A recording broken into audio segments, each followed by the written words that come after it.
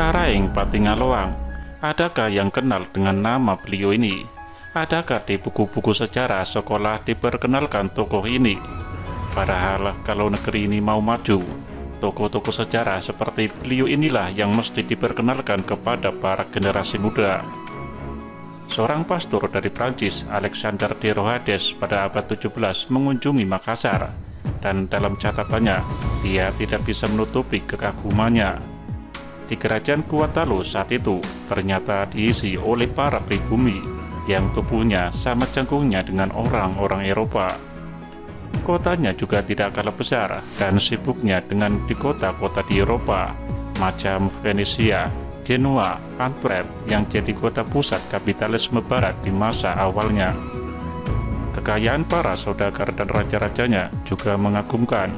Maklumlah karena saat itu kota Makassar menjadi pelabuhan transit perdagangan rempah-rempah dari Maluku sebelum dijual ke para pedagang Eropa. Dan yang tak kalah mengagumkan adalah sang penguasa Kuatalu saat itu yang bernama Karaeng Patingaloang yang memerintah dari 1641 sampai 1654. Rasanya sulit untuk bisa menemukan raja-raja di Nusantara yang punya karakter seperti beliau ini. Kenapa? Karena beliau seorang raja, tapi juga pecinta sains, serta tokoh intelektual di jalur perdagangan rempah. Karaeng Patingaloang terkenal punya ketertarikan yang besar pada ilmu pengetahuan. Beliau punya perpustakaan pribadi yang berisi aneka buku pengetahuan. Beliau juga menguasai bahasa Portugis, Spanyol, dan Latin. Dan bahasa Latin adalah bahasa penting untuk mempelajari ilmu pengetahuan klasik Eropa. Di perpustakaan beliau juga tersimpan atlas dan globe. Bumi itu bulat.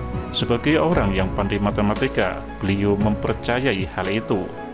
Apalagi saat itu, beliau juga sudah memiliki sebuah teleskop Galileo yang tentu sangat mahal dan mungkin hanya beliau saja di negeri ini yang punya saat itu.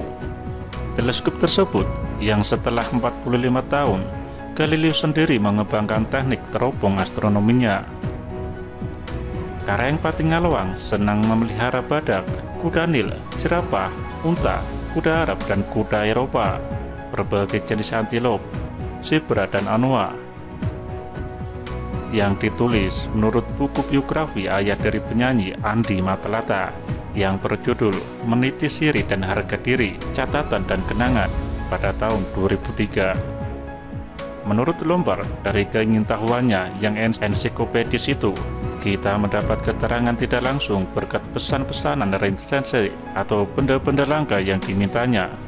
Meski cinta pada ilmu pengetahuan barat, Karaeng Patingaloang punya pendirian sendiri soal agama. Menurut Lombard, Alexander de Rohades nampaknya pernah berusaha mengkristenkan Patingaloang, tapi sia-sia. Menurut catatan Leonard Andaya dalam The Heritage of Arung Palaka 2013, Patingaloang adalah pernah menampung Arung Palaka muda setelah Bone dikuasai Goa. Setelah Karaeng Patingaloang meninggal dunia di tahun 1654, putranya Karaeng Karunrung jadi penggantinya yang dikenal anti Belanda.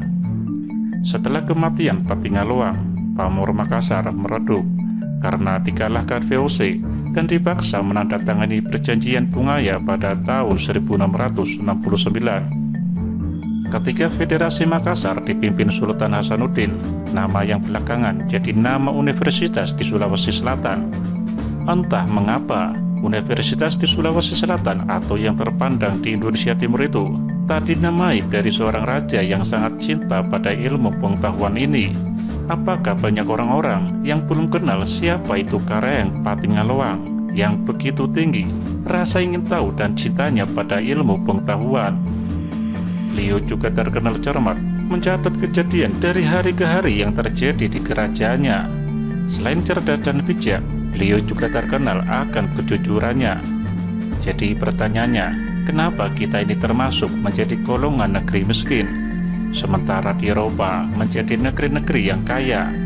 Mungkinkah karena tidak ada universitas di negeri ini yang tidak mau gunakan nama beliau ini, Renans J. Man dari Timur?